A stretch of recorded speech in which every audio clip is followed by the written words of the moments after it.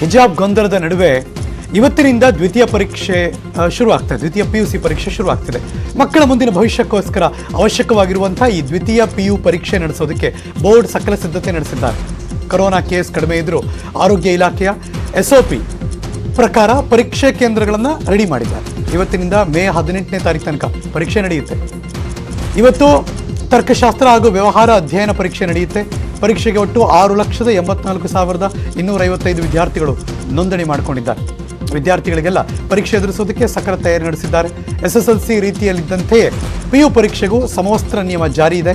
ಹಿಜಾಬ್ ಧರಿಸಿ ಬಂದರೆ ಪರೀಕ್ಷೆಗೆ ಅವಕಾಶ ಇರಲ್ಲ. ಮಕ್ಕಳಿಗೆ ಆಲ್ ದಿ ಬೆಸ್ಟ್. 10th ಥರ ಈಸಿಯಾಗಿರುತ್ತೆ ಅಂತ ಹೇಳ್ತಾರೆ. ಬರೀಬೋದು, ಪಾಸ್ ಆಗೋ ಕಾನ್ಫಿಡೆನ್ಸ್ ಇದೆ, ಪಾಸ್ ಆಗ್ತೀನಿ ಅಷ್ಟೇ. ಮಿಡ್ ಟರ್ಮಲ್ಲೆಲ್ಲ ಪಾಸ್ ಆಗಿದ್ದೀನಿ. 10th ಚೆನ್ನಾಗಿ ಮಾಡಿದ್ದೆ. ಆದರೆ ಇವಾಗ ಸ್ವಲ್ಪ ಭಯ ಆಗ್ತಿದೆ. ಒಂದು ವರ್ಷ ಇದೆ, ಕಾಲೇಜ್ ಇರ್ತಿಲ್ವಲ್ಲ, ಅದಕ್ಕೆ ಸ್ವಲ್ಪ ಭಯ. ನಾನು ಇದು 5 years ಮಾಡಲ್ ಪೇಪರ್ಸ್ ಓದ್ಕೊಂಡೆ. ಇದು ಮುಂದೆ ಸರ್ಗಲೆಲ್ಲ ಏನು ಮಾಡ್ತಾರೋ ಅದು.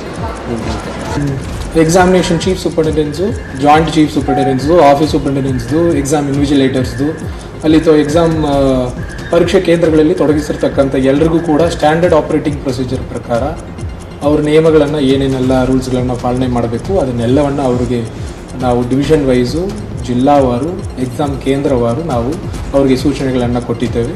ಸೊ ಅದರ ಪ್ರಕಾರ ಅವರು ಮಾಡ್ತಾರೆ. ಈಗ ತಾನೇ ಹೇಳಿದ ಹಾಗೆ ಬೆಳಗ್ಗೆ 10 ಕಾಲಿಗೆ ಪ್ರಾರಂಭ ಆಗುವಂಥ ಪರೀಕ್ಷೆ ಮಧ್ಯಾಹ್ನ 1:30ವರೆಗೆ ನಡೆಯುತ್ತೆ.